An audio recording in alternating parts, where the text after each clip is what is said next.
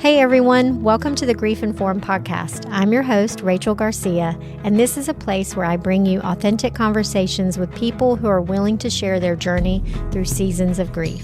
No matter your cultural upbringing, societal conditioning, or faith practice, grief affects us all. Whether you're dealing with a loss, a diagnosis, a broken heart, or the everyday stressors of life, or love someone who is, these conversations are here to support you in that process. So be sure to check out the show notes for potential trigger warnings. And whether you're very comfortable with or deeply avoidant of grief and its many responses, you are welcome here. Thank you for being here, and now on to the episode.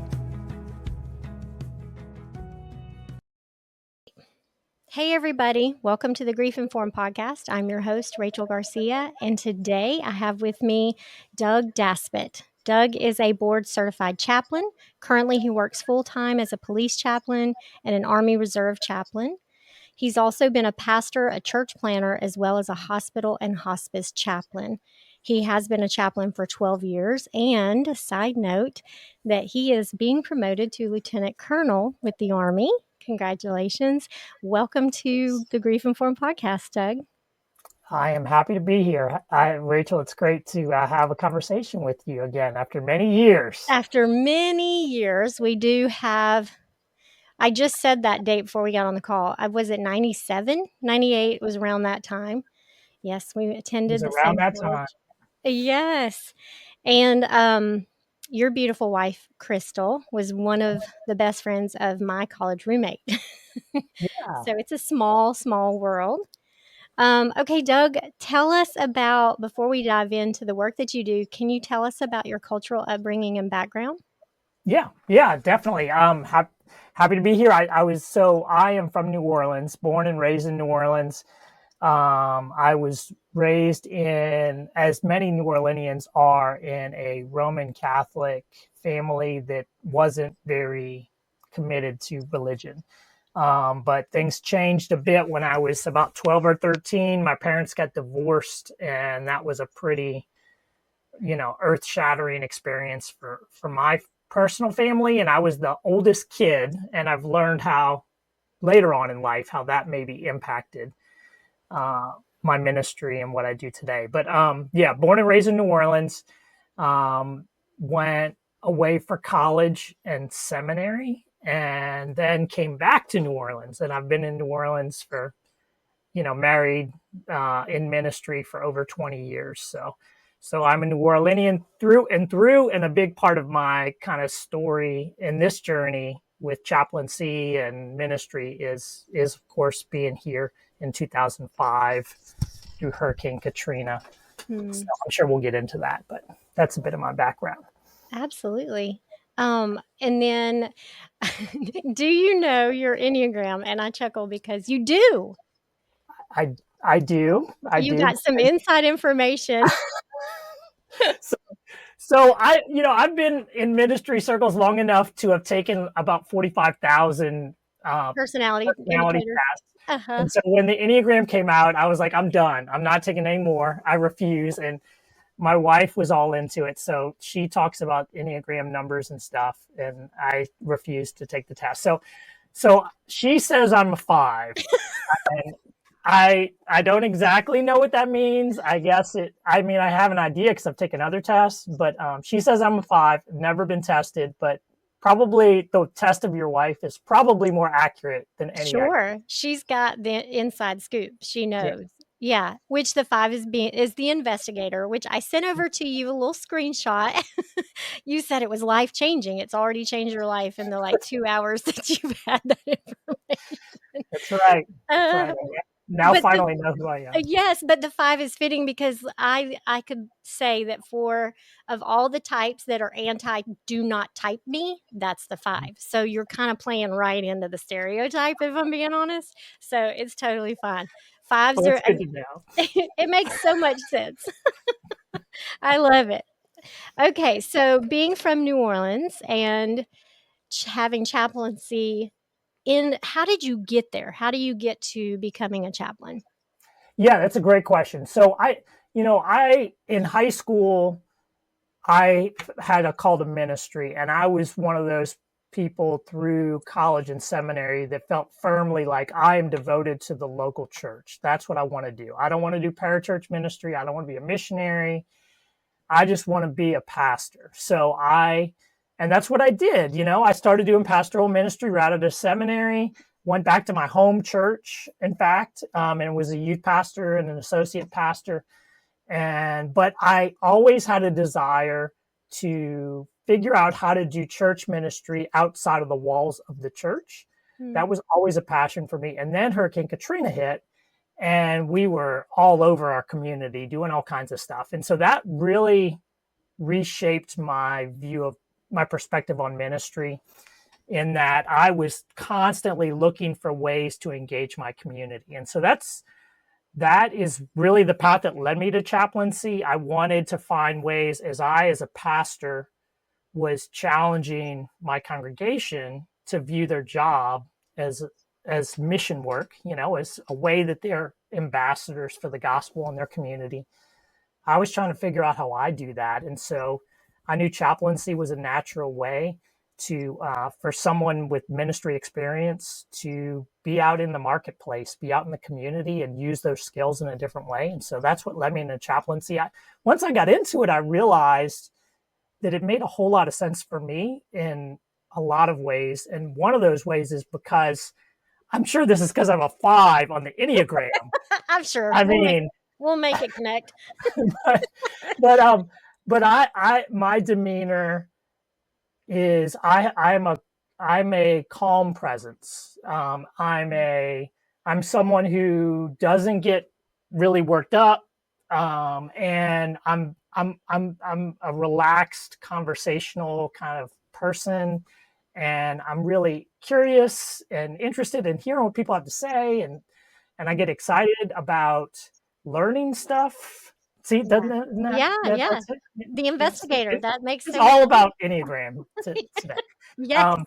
And so I just figured out through engaging as a chaplain that there were things about the way I'm wired by God that just were really helpful to people when they were in the kind of spaces that chaplains usually provide ministry for. And so I'd be next to someone, whether you're talking about hospital or hospice or military or police chaplaincy, I'm usually around people when they're in a moment of crisis, and providing ministry for them. And it's been really satisfying, or meaningful, maybe is a better word. It's been really meaningful to see how God can use me just in the way that I'm naturally designed in those moments.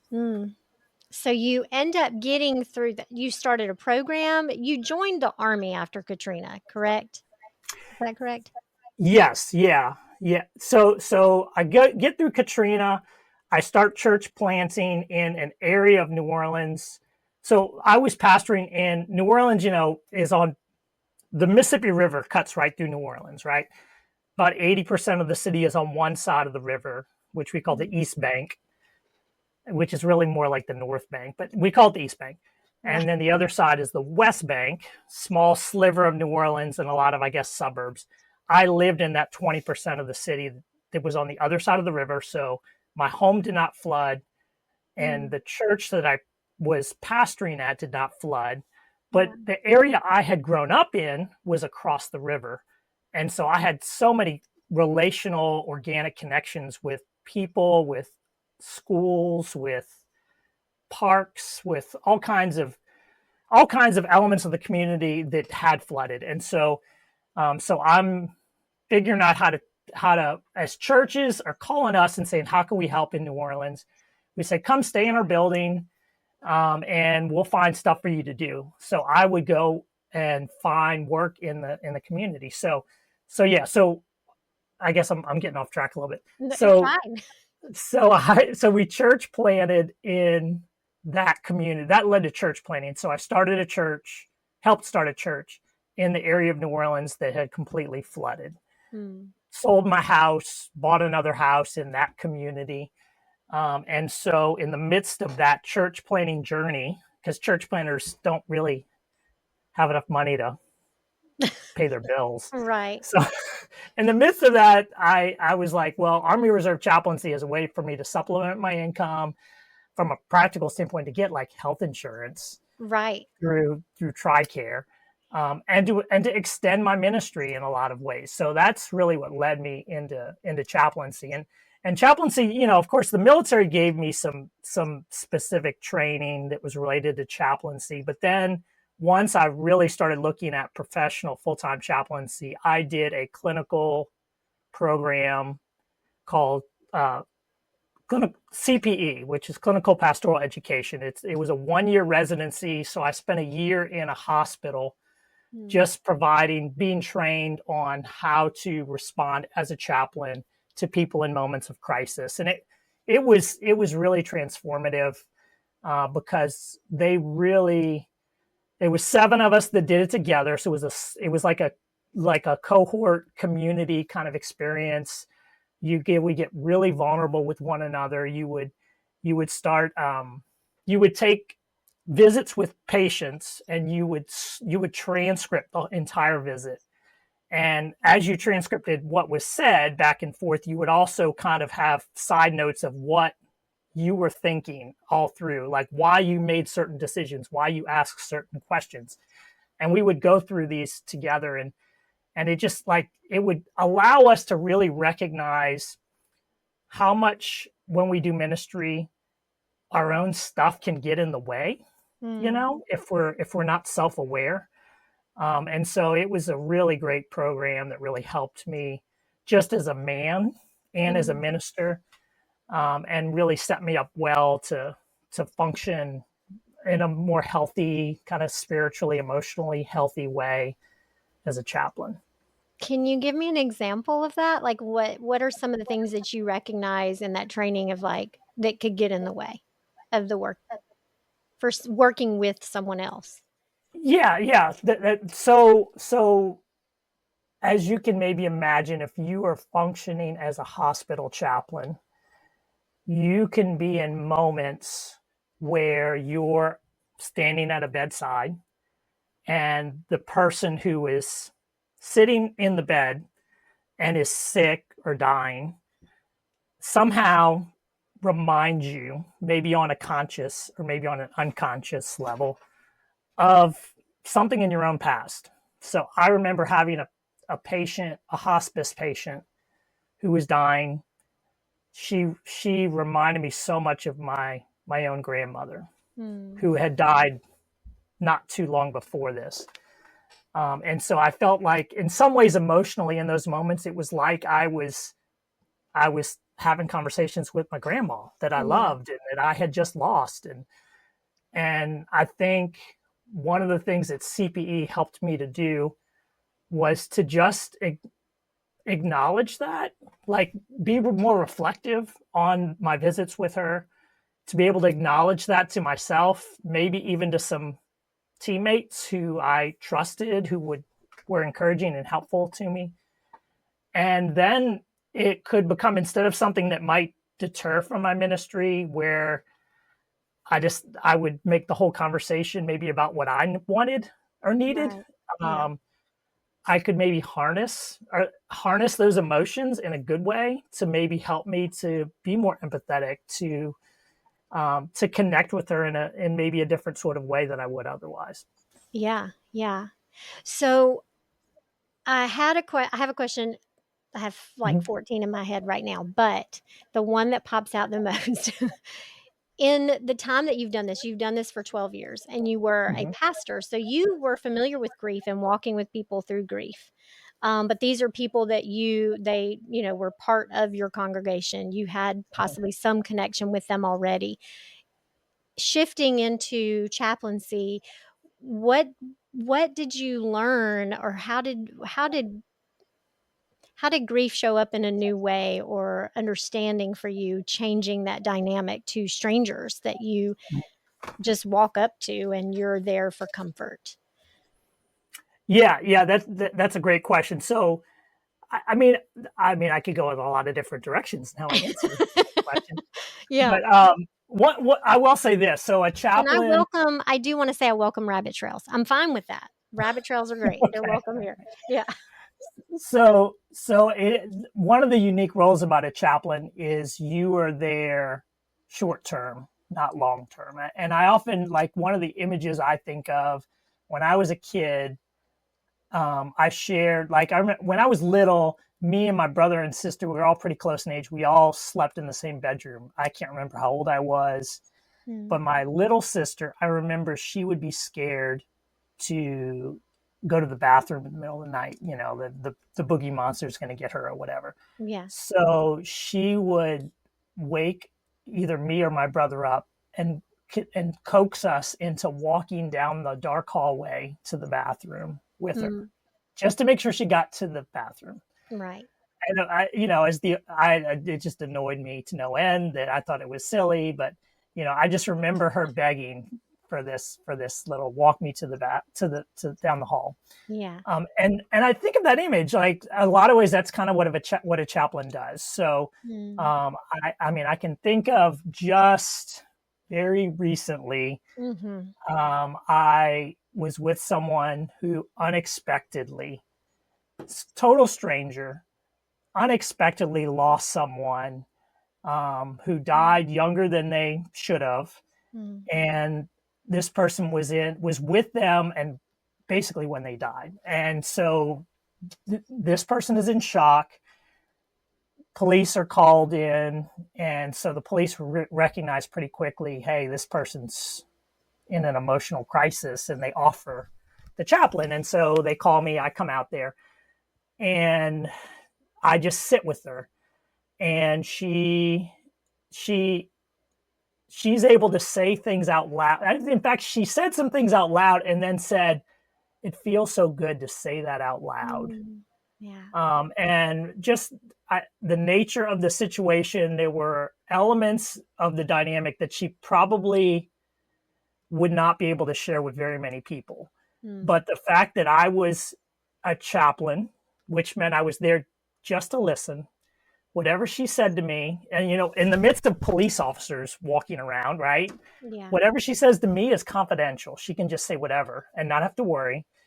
And it was an open invitation for her to just reflect on the moment. And at the end of the conversation, I was with her for maybe 30 minutes, and we even had a conversation about the fact that she had a long-term counselor that she would be able to rely on down the road. Yeah. And I was thankful that I was able to kind of at least have that part of, bridge that a little bit in her mind. Right. But she recognized, like, I'm never going to see you again. And that's great. Like, you listened to me, you sympathized with me, you prayed over me. And I know I've got other resources that are going to help me long term, but you got me through this moment. Mm. And Yeah. so there is something about that acute moment of trauma. And of course, depending, like, as a hospice chaplain, that moment looks very different than it might at a homicide scene, Right. because of the nature of the situation. But regardless, my ministry is in the moment, being in the moment, present in that moment.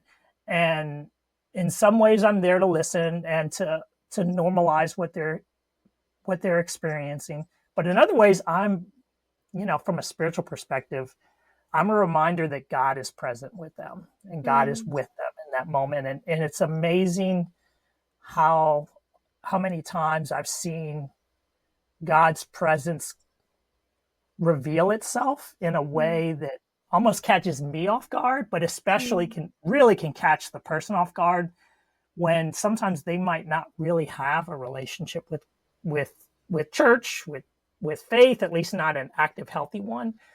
And they can be caught off guard with the sense of God that they feel in that moment and how it can affect them. So Wow, that's powerful. Which makes me think of like the dynamic of outside of a church. In the church, you had the most benefit of the people sitting there are in congruence with whatever the church stands for. But then you're yeah. also outside in an environment where you might run into somebody who's like, yeah, I don't believe that, but you can comfort.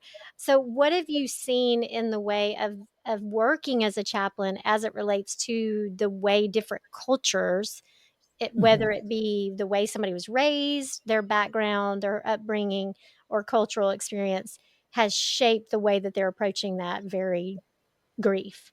Yeah, yeah. So I think growing up in a city like New Orleans, I've spent most of my life around other cultures. I've spent a lot of time where, this is kind of crazy to say, and I hope this doesn't sound the wrong way, but as a white dude, there's a lot of times I've been the minority in the room, Yeah. which doesn't is very different than being the minority. I Right. want to make Right. sure I clarify that.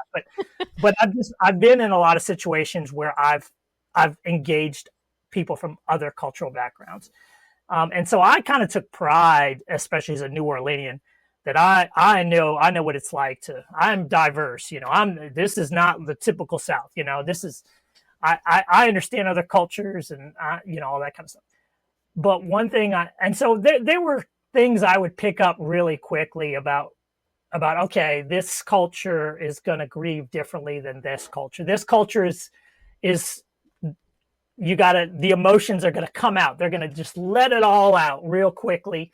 And then once it's all released, then they're going to settle. Whereas this culture over here is not going to show any emotion. And and they're going to in kind the of, range of normal. right. Yeah. They're going to act like nothing really happened. Right. Yeah. And so I would try to pick up and recognize, okay, how can I provide ministry here as opposed to here?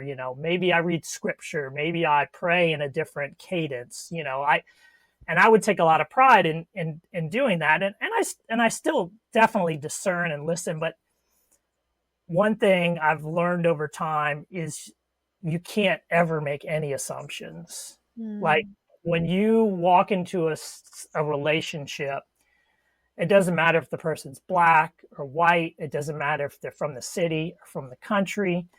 Like, you might have an idea of what you think their cultural background is going to be like, but you have to walk in with a curious spirit and saying, I think I might know. I think you might be the kind of person that would want me to pray in a certain way, to be a little bit more boisterous in my prayer, and that might be helpful to you. Or you might be the kind of person that wants me to pray in a more somber way. Yeah. But I'm not going to make that assumption. I'm going to visit with you. I'm going to have a conversation with you. And one of the terms we use in the chaplain world is you're conducting a spiritual assessment. So you're thinking, you're asking questions, and some people even almost have like a checklist. I don't quite take it that way, but I'm having conversations, and I'm listening, and I'm learning in the moment of what this person's like and what their spiritual needs are. And as those come to the surface, I'm trying to figure out how do I meet those needs in a way that's going to be helpful to you to get through this really hard, difficult day. Yeah. Which is so fascinating, especially in light of you being an Army chaplain and a police chaplain. It's like these are government agencies, and that they employ people who they see the value Yeah. in the work that you're doing, even on a spiritual plane of assessing people and helping them to connect to that, or could connect to that. Do you I'm trying to think of how to word this. When you're in those environments, who are you speaking to? Is it going to be somebody um, who lines up with a certain, I don't know, theology or ideology, or how are the chaplains assigned? Yeah. So yeah, that in that environment, the amount of ministry I can provide, I'm responsible to help people meet their spiritual needs. Right now, the way that I do that is going to look really different depending on what your maybe faith tradition is. So I've had I'm trying to think of an example. I have a couple police officers that are Muslims. Mm-hmm. And so I remember when they have been, when it's been Ramadan is going on, I would kind of check on them. How are you doing? Are you participating in Ramadan? Is there ways that I can kind of help, kind of support you? Even if it's just, let me talk to your rank and make sure they understand your religious practices and how this might affect your performance on the job. So that's a different sort of way of meeting a religious need. Right. Whereas, so if someone is Roman Catholic, so Roman Catholicism is different than my faith tradition in many ways, but in many ways it's very, very similar. So I can read scripture, I can pray with you, I can talk about spiritual things, I can share things and say, hey, from my faith tradition, this is kind of how we do it. And they might share something different from their own faith tradition. I remember having hospice patients that were Jewish. And so I love to read scripture. Especially in that setting, I love reading scripture, and I would read Psalm 121 I loved reading Psalm 121. And I could do that with a Jewish patient because I know that's a commonality we have in our faith scriptures, and it could be very meaningful to them. Yeah, that's beautiful. Have you ever had any experiences where it was not welcome? What you were offering was not welcome. Yeah. I mean, sometimes when you are in those moments, people deal with it in all sorts of different ways. I mean, as you can imagine, people can experience a lot of anger. Yeah. And sometimes I've been the brunt of their anger, and if that's what I can do to help you in that moment is that you can yell at me, then that's okay. I'll let you yell at me. And I try to come with very much of I'm coming to be helpful to you. What can I do to be helpful to you right now? Is, I just want to introduce myself. My name is Doug. I'm a chaplain. I'm here to help you in any way I can in this moment. How are you feeling? Is there anything I can do that can be helpful? Would it be helpful to you if I prayed right now? There's lots of times I don't necessarily pray with people. Sometimes I just have a conversation with them. Yeah. And I have to kind of discern, and a little bit of that is discerning from them and discerning from the Holy Spirit if I should pray or not. Yeah. And sometimes there's a little bit of a risk that I'll take. And you're looking for God's guidance in those moments.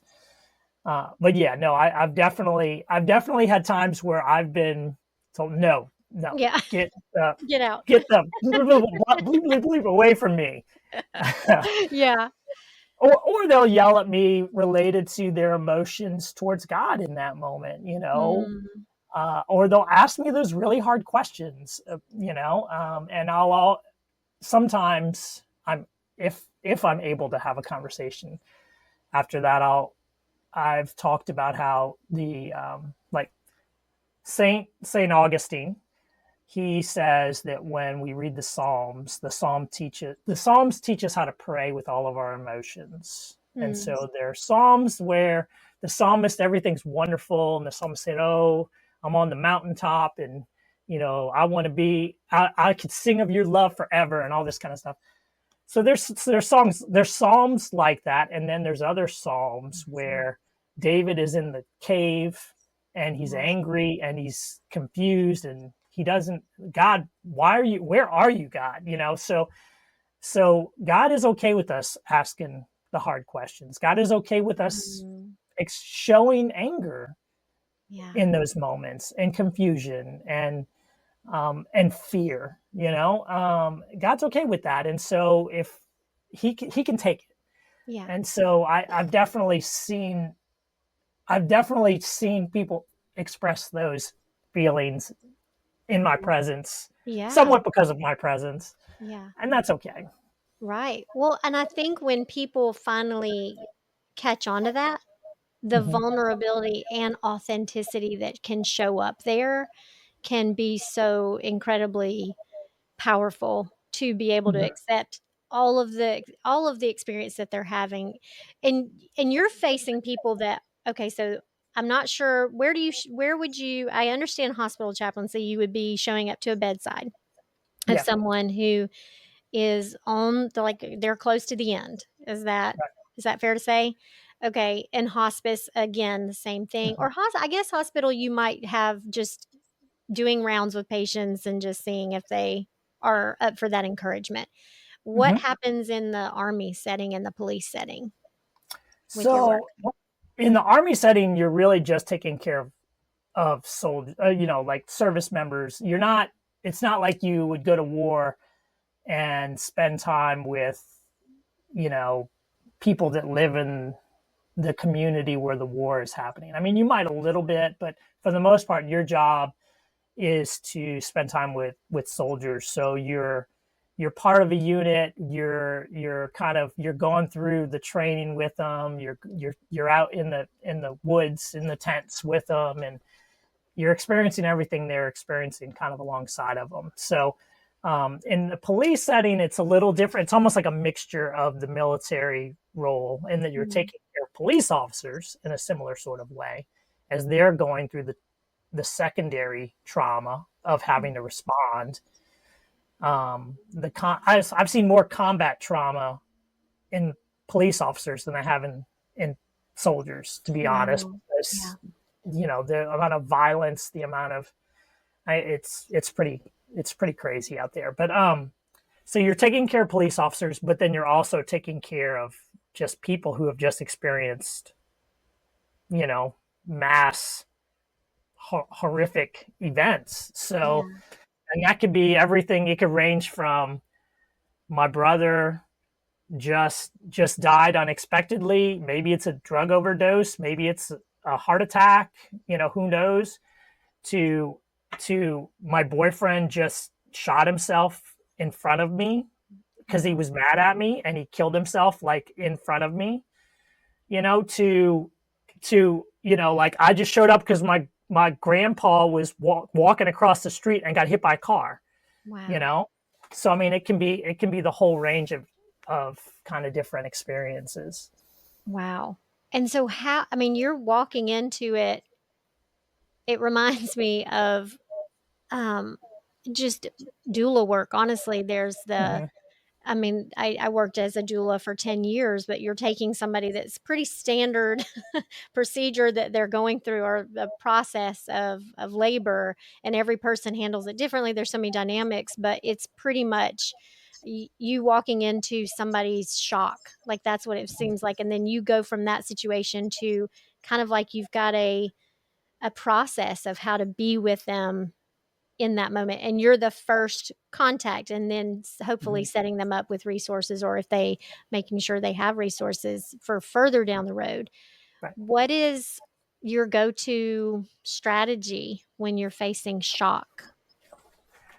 Yeah, I mean, you being a calm, empathetic presence. So I will, I mean, if I show up and somebody is laying on the floor, Yeah. because they are so overcome by emotion, then I'm going to get down on the floor with them, to try to get on their level.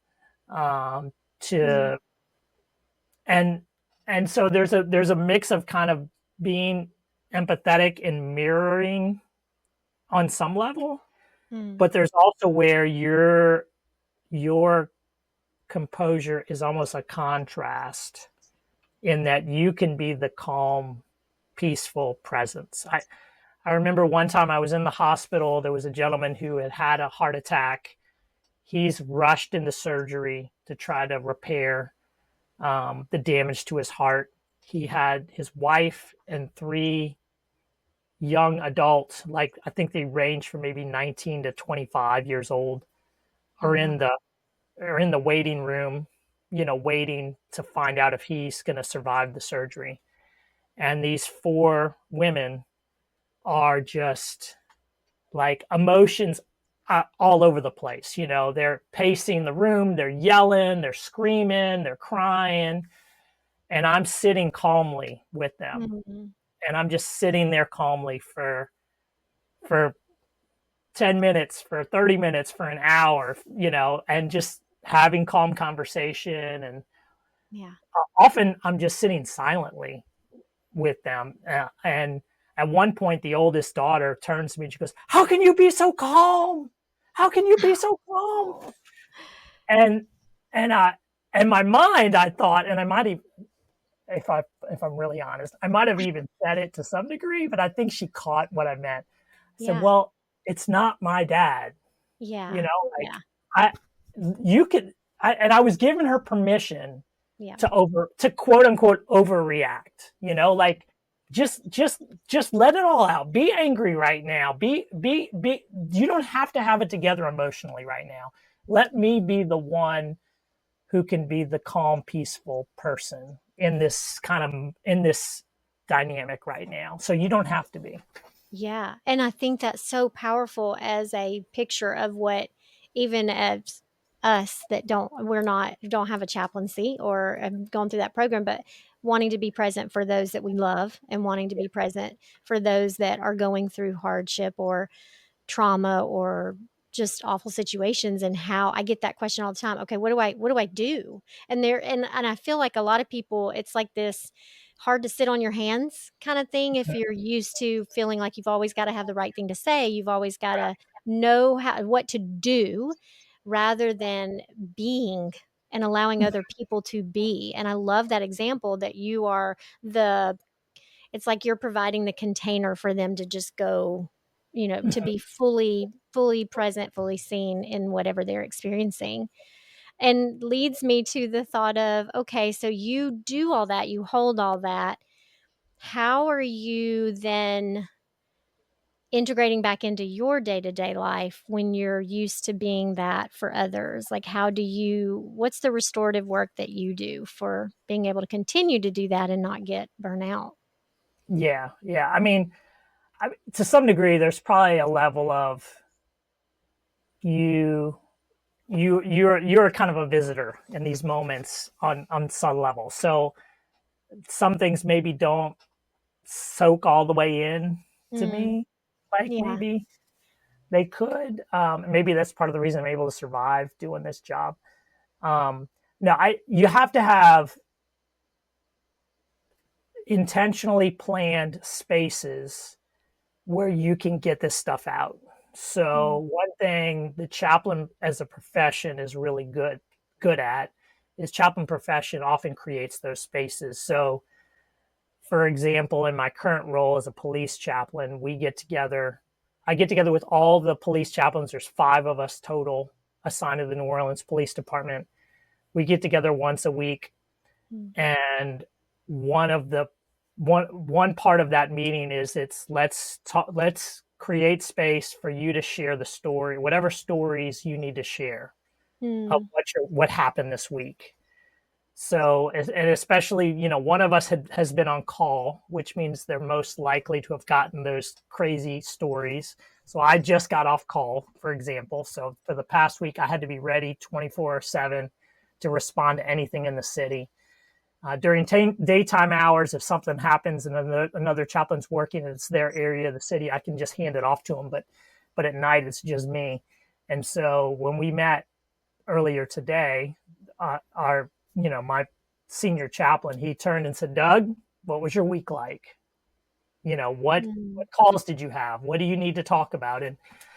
And I shared a little bit, and I didn't share everything, Right. just as it was one of those situations. And I was like, you know what? I'm okay. Like, I'm okay. I handled it okay emotionally as I've kind of checked myself. I don't need to tell the whole story, and it almost would feel like gossip a little bit if I told this whole story. So I didn't share a lot of details. But then there's been other weeks where I'm like, I'm just, Yeah. like letting it all out to the whole story, all the details. And sometimes you might share the story and turn to your teammates and say, "Do you think I handled this okay? Do you think Yeah. I said this to them? Do you think that was okay?" Like to kind of get their feedback, or how could I have handled this better? Yeah. Um, so having those kind of spaces where we have people who we trust, who understand what we do, and can speak into it is really important. Yeah. Um, on top of course, having counselors and therapists and people like that you can turn to as well. Right. Right. That's so incredible. I mean, okay, so so many rabbit trails I could go on. When you're doing this work, what have you learned about the way, I guess this might apply more to the hospital hospice side. Mhm, mhm. When people are at the end, maybe let's go hospice. Yeah. What are the ways that people feel like they're not prepared Mhm. for what they're facing? What do you see there? Yeah. So when someone gets placed on in hospice care, then that what that essentially means, textbook definitions, it means a doctor has diagnosed you with something that they would project that you will die within 6 months. Mm, And so the treatment plan shifts from trying to treat this malady, try to cure you, quote unquote, cure you of it, to now we're just going to focus on your quality of life, making you comfortable from a mhm, medical standpoint, right? So that's the textbook definition. Now, in our culture, when people hear you're being put on hospice, they almost think of like Dr. Kevorkian, was that his name? yeah. Euthanasia. You know, like they Yeah, think, euthanasia, yeah. okay, like they think about like when like I had to put my dog to sleep, right? So Yeah. that's so when people get a diagnosis of hospice, oftentimes their initial reaction is very strong. Mm, Like, oh wow, I'm gonna die, I'm gonna die, I'm gonna die. And so my first visit as a hospice chaplain is often helping them to manage the shock of this new piece of knowledge. Like mm, this is real. Like right. I'm really gonna die. And I've even had people ask me, "What is it gonna feel like? Like what's gonna happen when I close my eyes? For what's on the other side?" Yeah. I'm a, I'm a, Interesting that you've never gotten that story from I know. somebody. I'm like, I might be a preacher, and so I might talk to God a lot, but I really don't know what's on the other side of the curtain. Um, Right. but so that first visit, oftentimes, I often think a hospice chaplain's ultimate goal is to get someone to a place where they're at peace with Mm, this, with the reality of their situation. So that first visit sometimes feels a little bit different than might maybe the ensuing visits, as they've had more time to kind of come to terms, come to peace with, and that's more than just my yeah. of the puzzle, right? I mean, that's just time and having the right family with you, and dealing with the unfinished business of your life, and maybe Mm, that one loved one who lives on the other side of the country that you want to see one last time. They get on in a plane and they show up, and you have time with them, yeah. and so you see them kind of come to a place where they're at peace with this being the last chapter of their life.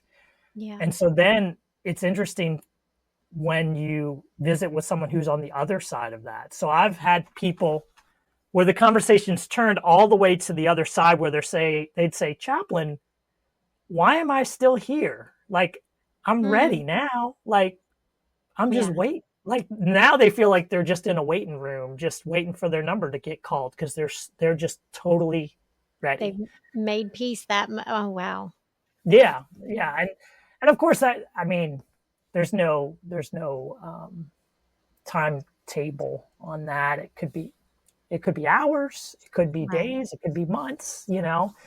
till they get to that place. But when someone gets to that place and you get to be kind of the fly on the wall in the room and watch them experience the last moments, the last chapter of their life with love around them, um, with the peace of God.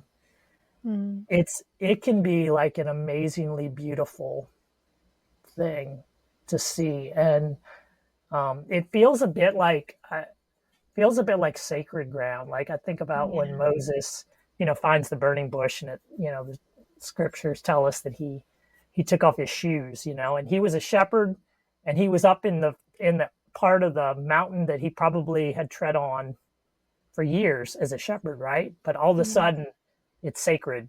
Yeah.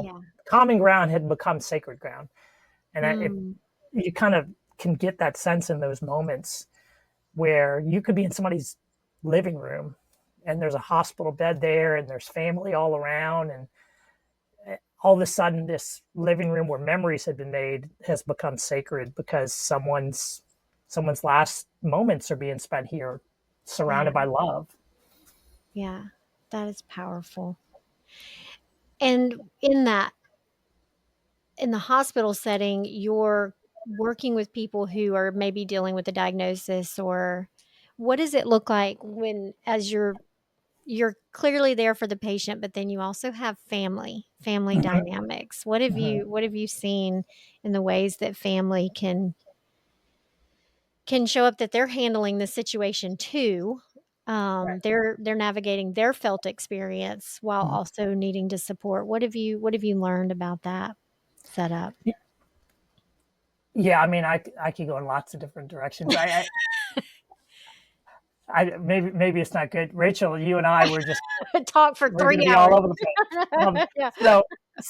Well, for one, I think it's important to figure out, just from a practical standpoint, who in the family is kind of the family leader, kind of the Yeah. matriarch or patriarch of the family. And sometimes that person is someone you want to make sure you can identify, and you can Mm. have you can kind of have good communication with and conversations with, because oftentimes my role, as we have already talked about, my role is so temporary in that setting, whereas that person is going to be kind of glue for that family. Yeah. And so oftentimes helping to kind of helping that person to navigate the rest Mm. of the family and their dynamic can be really an important piece of it, just from a practical standpoint. I think I have seen, of course, we bring our own stuff into those situations, right? So Right. sometimes everyone in the room, because they're there in person, they're at peace with this. They understand there's no more treatments. I can't yell at the doctor and tell him to try something else. Like, this is it, right? So they've Right. all, and I'm going to say my goodbyes, and I'm okay with that. But then you've got the one family member who can't get in town, and they live in Mm. California, and they're on the phone, and they're the ones that are saying, "Get the doctor on the phone." Oh, yeah. I started Googling, and Yeah. I found this, and they need to try this treatment. And like, you can see that they're almost still in denial. They're still wanting, and so they're disrupting in some ways. They're Yeah. disrupting the emotional experience processing of the rest of the family. Yeah. And they're allowing their own kind of emotions, which probably have more to do with maybe guilt because they're not Mhm. there. Able to get there. Yeah. Yeah, or maybe they just they haven't been present, Mm. like for years, Yeah. and they're dealing with all that. So yeah, I mean, you definitely see those dynamics come into play and have to try to navigate those. I mean, the other side is sometimes that person can you can see people who maybe had fractures in their relationship, and they're able to come to a place of peace, Mm. and some of the quote unquote unfinished business is taken care of for that person before they die. And that can be a really beautiful thing. I've seen that, where you've got the prodigal child Mhm. who sits at the bedside with their mom or dad and is able to have a conversation that can be so meaningful for both the loved one, the family Mhm. member, and for the person who is dying. Right. And it just, I mean, and I know that's so beautiful on the one hand. On the other, it's like this longing that that repair could have been made before that, you know, like that it wouldn't take death or this final separation for repair, but it just offers such a perspective. The finality of that does offer that sense of urgency to like, let's repair this. Do you find that that happens, like that's a frequent thing, that people become more open to that sense of, like, I'm curious, like, if you can feel, and I'm sure you can, the difference between what's genuine repair Right. versus just a very quick, like, I don't know, you could tell when it was not done in sincerity. Yeah, so that's part of the training that we get as chaplains, and this is stuff that I wish I'd gotten more of in seminary and Bible college than I did, is learning family systems, Mm, learning enough about kind of dynamics and things like that, stages yeah, of life, things like that, to understand enough to kind of navigate that stuff, enough to get them through that moment. Again, yeah, I'm not a professional counselor. I'm not there to provide therapy, right, like right, long-term therapy that's needed.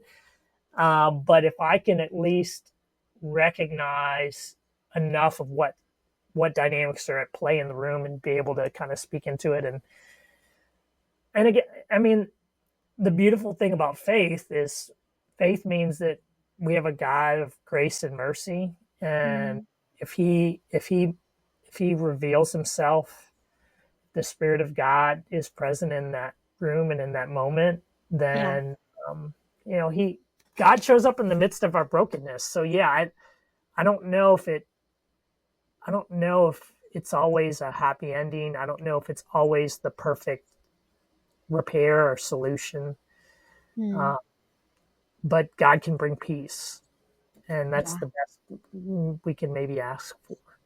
yeah, which you've seen evidence of that over and over again. Do you what would you say with grief and the process of grief and how everybody is approaching it differently? Yeah. And then you add in the aspect of faith, which so much you mentioned that sometimes people are angry and they have questions. And by the way, the Enneagram 5 loves nihilism, like being able to dive into the depths of philosophy Mhm. and existential dialogue about the meaning of life and like those conversations, which I love too. That to be, do you have people that it's almost like there's a cerebral Mhm. function in the inside, like I would imagine if you're in dealing with grief, well, I say I imagine, but at the end stage of death, like when you're at the end, because I've seen it in my own life with grief, like there's a very real feeling aspect, emotional aspect, and then as it relates to faith, there is a existential, like it brings you to place of questioning. Things that aren't nailed down get looked and examined and re the lens gets just, it feels like you start to look at things differently when you're in grief. Mhm. How do you have that? Do you see that? Like you mentioned, people will have conversations with you about their anger, but that dynamic of people being, there's an emotional response and then there's also a very philosophical response that is related to faith. Do you Yeah. see that in the grief work that you're Yeah. Yeah. Definitely. So I'm sure. I'm sure every chaplain, just like any minister and every person, right? We bring our own unique wiring into the situation, and so I'm sure I know there are other chaplains that probably are super dri- driven by their own emotion in a mm, good, yeah, and they're able to harness that, and they're able to empathize, like dive deep into empathy in a different sort of way than than I do as a chaplain. So as a five, an Enneagram five, and a legend. I think. Um, Legend vibe. so my empathy is different, I Yeah, guess, in that I am able to have this almost objective Like, I'm able to kind of get into your head a little bit from the standpoint of, like, I can intellectually take my own stuff and my own faith, at least what it looks like, and I can kind of put it aside for a minute Yeah. and try to really understand everything from your reality. Yeah. And if you're going to say something that would maybe be offensive to my personal faith, I'm not going to allow my emotions in that moment to make it a debate, Yeah. or something like that, which is not what you need in that moment, right? Right. But Um, that's a skill set. Like that's a genuine what do you think is the foundation of that? I mean, to some degree, I think it's how I'm wired, but I know that I've had to work hard again as an Enneagram 5. I've had to work hard. I don't know if this really has anything to do with any of that. Um, I mean, Rachel, we went to college together, right? So Right. you understand, like, my my faith, my practice, everything is grounded in Scripture. Like, Mhm. and so for me to be able to go to Scripture and for Scripture to show me how God is present in all sorts of spaces that I wouldn't expect them to be present in. I like right now I'm working on a doctorate in biblical studies, and I'm diving into the theology that's found in the book of Acts. And one of the beautiful things I think about the book of Acts is God is really the main character of the book. Mm. It's not Paul, it's not Peter, it's not even, Yeah. it's God himself, and God shows up in all these places.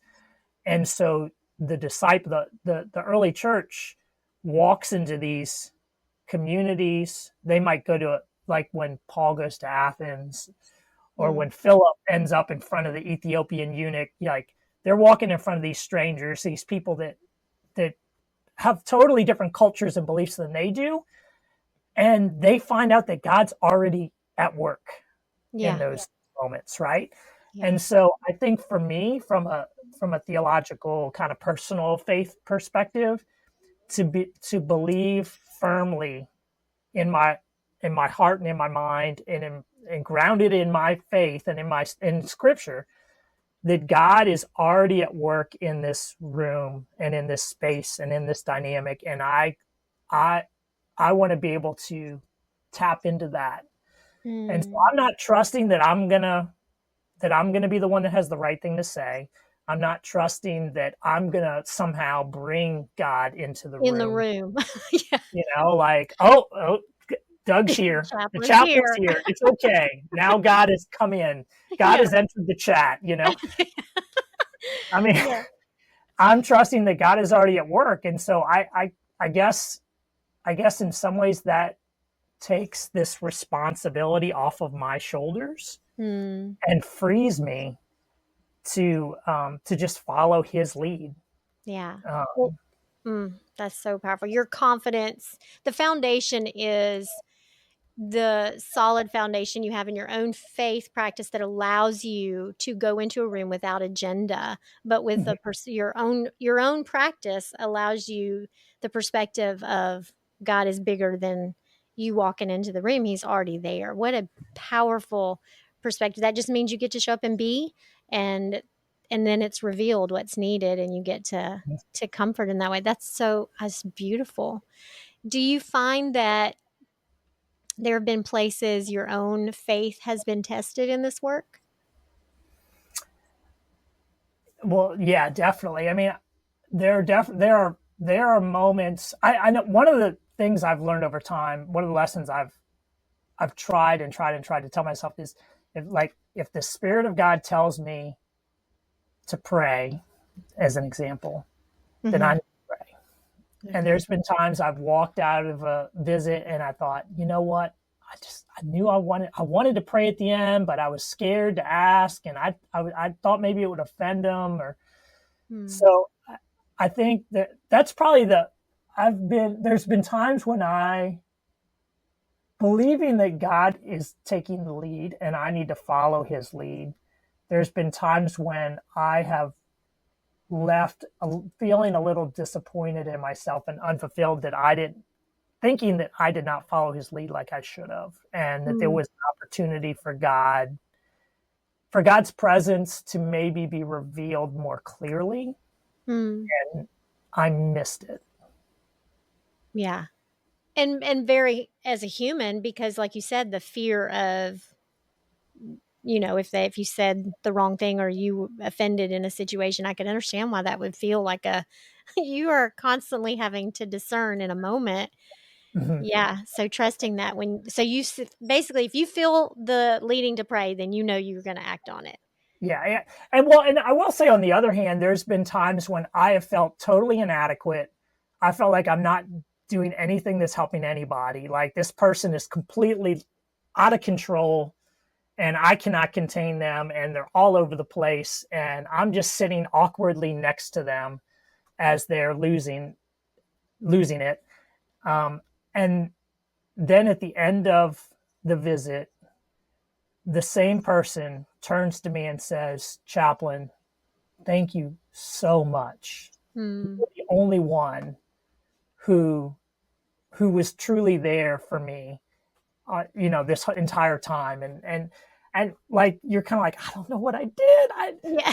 I didn't feel like I did anything right, but Right.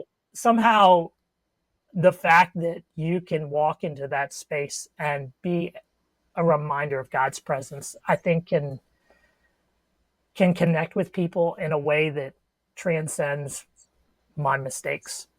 Yeah, that's beautiful. So, what do you think is in your time as a chaplain and you're talking to people who um, are interested in grief? That's why they're listening to this podcast, or they just love me and I've sworn that they've had to listen or they would get in trouble. Um, what do you want us to know, those that are either going to face these situations or those that are supporting those that are walking through diagnosis and death or trauma in their vocation? Mhm. What do you want us to know that can help us in those situations? And you, however many you can give me, what we learned, 3 points in a prayer, but you can an intro, 3 points in a prayer. If you can give us what you think are the practical, hey, this is what I know about grief and how to be with that. Mhm. I, I think probably the biggest lesson that I would share would be that you are unique. You connect with God in a unique way. God has wired you with amazing strength that you might not even be aware of. Mm, And so you don't need to experience this like anyone else. mm, You need to experience God and this horrific, difficult moment and find strength in the way that matches you. mm, And one of the terms that the clinical world uses. So we talk about PTSD, right? Post traumatic stress disorder. And we talk about PTS, which is post traumatic stress, which is more kind of everyone experiences it in the moment. If you experience it over a prolonged period of time, it becomes a disorder. So it's PTSD. But the third term that a lot of people have maybe not heard is PTG, which is post traumatic growth, which is the mm, idea that you go through trauma and in the midst of it, you learn things that maybe even surprise you yeah. about yourself and how you manage it. And you realize you find your strength and you Yeah. find your voice. And you kind of you're like, I somehow got, like, not in the moment, probably later, right? You get through it and then you reflect upon, how in the world did I get through this? Right. You reflect upon it and you're kind of like, oh wow, I didn't even know I was capable of that. And then you now have this tool, of, in as far as your self-awareness and your understanding of your own design and wiring and how you connect with God and all this kind of stuff. You've got to now got these tools in your tool belt you didn't have before.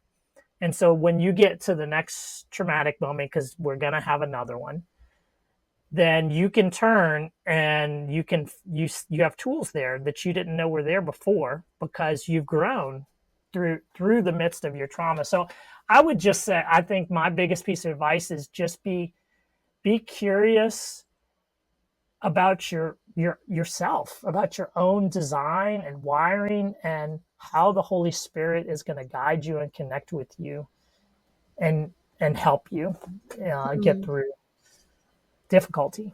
And if you're able to do that, then that's sanctification on a whole nother level, I guess. Very true. Very true. PTG. I love that. I have not heard of that. That's fascinating. Yeah. I've got to look more into that. What's your favorite book that has transformed your understanding of grief or grief work, or in the vein of what you do? What's been a book that's been the most transformative for you? Yeah, that's a great question. Probably the book I would recommend.